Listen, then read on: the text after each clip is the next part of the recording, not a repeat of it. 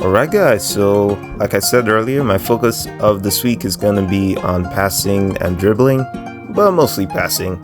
So I start things off with the advanced passing, and the first drill was the two-touch passing. Great way to work on the basics of learning how to receive a pass and also pass it as well.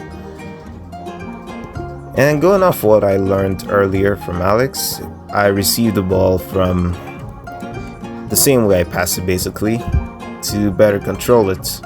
And it proved true in most of these drills, because most times when I felt out of control of the ball, my leg wasn't really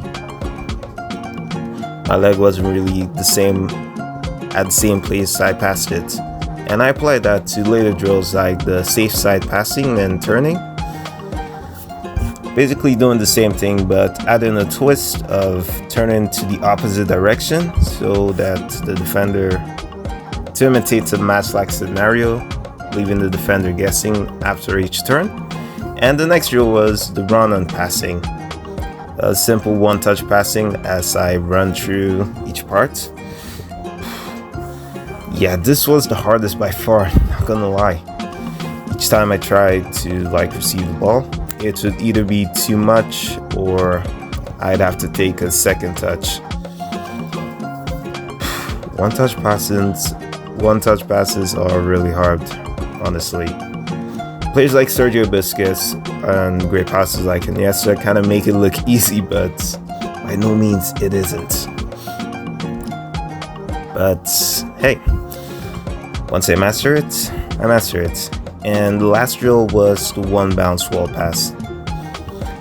And unlike the other ones where I just go on to running with it, I just decided to do a standstill while passing to the wall, and it proved to be a bit tricky.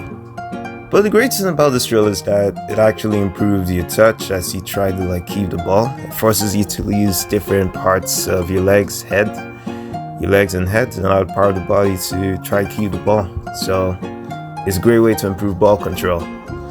Plus, it makes me forces me to use different skills to try to keep the ball intact.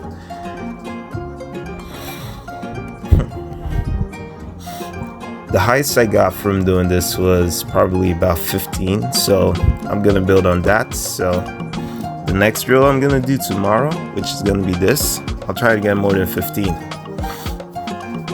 15 to 20, it's gonna be my goal. And after doing the standstill, I also did run-on high ball passes to obviously elevate my skill a bit, with the focus of this one being to move the ball forward rather than try to control it, which is something I kind of forgot about when doing this, as I always try to keep the ball rather than redirect the energy and move it to the wall. But one way I did keep focus in doing this was also by scanning to the next part. That really helped a lot in moving to the next, in passing it to the next side or so. And also doing less wall touch passes, like hitting it once or 3 times rather than hitting it multiple times to prevent mistakes. But yeah, overall this was a great drill. And the highest I did attain while doing this was about 2 runs. I averaged that, and it was my highest, so another aspect I need to improve on, with my aim being to do 5 runs without dropping the ball. So yeah, there are lots to improve on in that passing drill. But moving on, the next drill was the Sala, which focuses on dribbling and touch.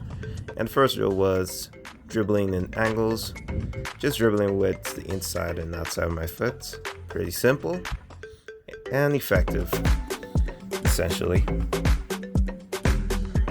So moving quickly and all that. Oh yeah, one way I did move quickly was just by moving with the lower part of my body and staying with my toes, using my fascia and all that. So that's one key thing that I learned while doing this, and also kind of over exaggerating as I dribble. It's really cool. So yeah, I also added the trick of trying to score into the net, and also added a new feature where I time myself in this drill, trying to make myself go faster each time.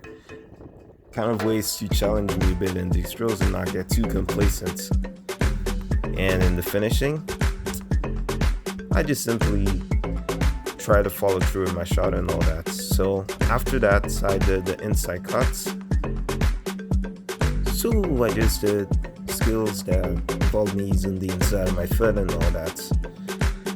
And like I said, when I was younger, like this would come naturally to me, but after I was literally coached out of using the inside of my foot to dribble and using the outside, it's just become a bit trickier. So it's just a matter of time about using it over and over again and having great mastery over it. So yeah.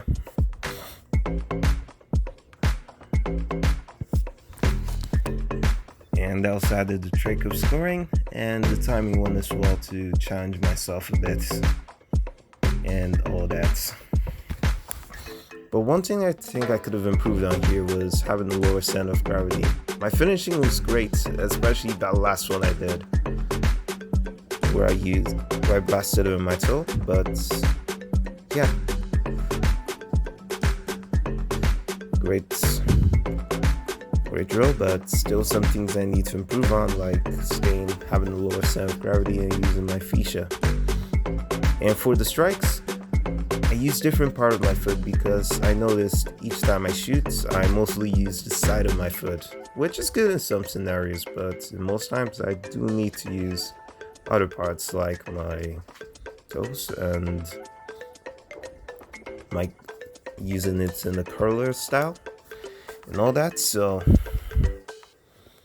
yeah.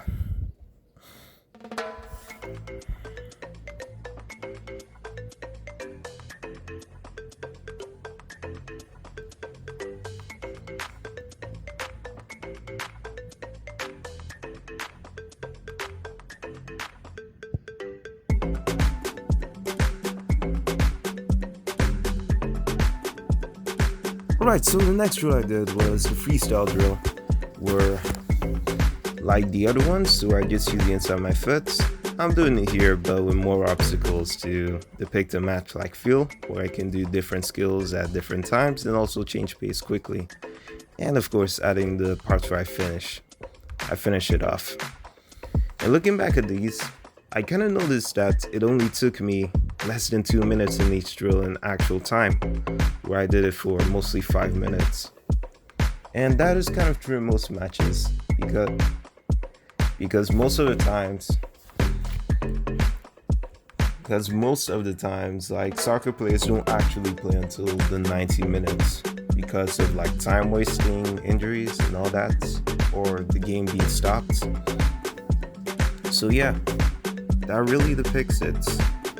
There'll be times where I'll kind of recover to get back the ball, and also times where I need to move quickly even though they might be short. So it's a great way to use those small moments to have. And the finishing, and I think my finishing today was really good as I followed through with the shots each time I had the ball, and that's why I hit the target most of the time, so that was good. But I still need to get a goalkeeper though, or find a goalkeeper, because it's not really effective to always be training in an open net, because goalkeepers will always be there. So I'll try to see if all my friends will be available, and looks like I did the crossbar challenge over there. And the next one, just like the other one, but this time I'm just using the outside of my foot, where I'm kind of used to, so because of the variety of skills I can use and all that. So yeah, that was great. Great dribbling.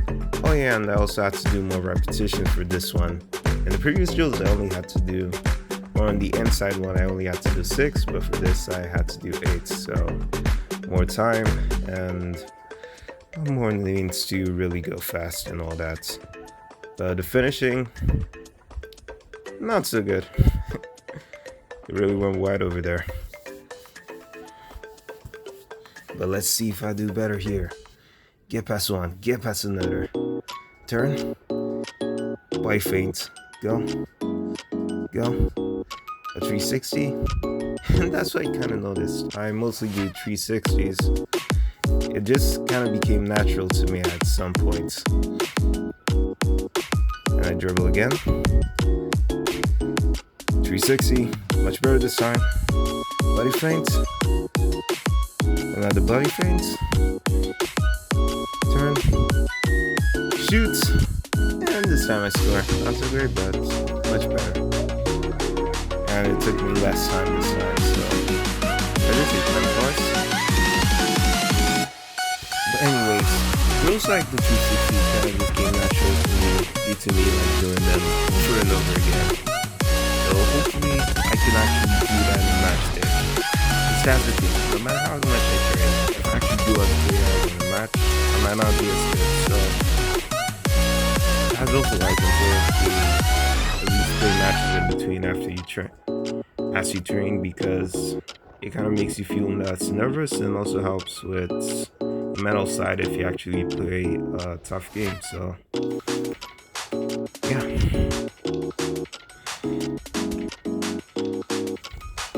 dribbling, scoring, and just enjoy the rest of the clips.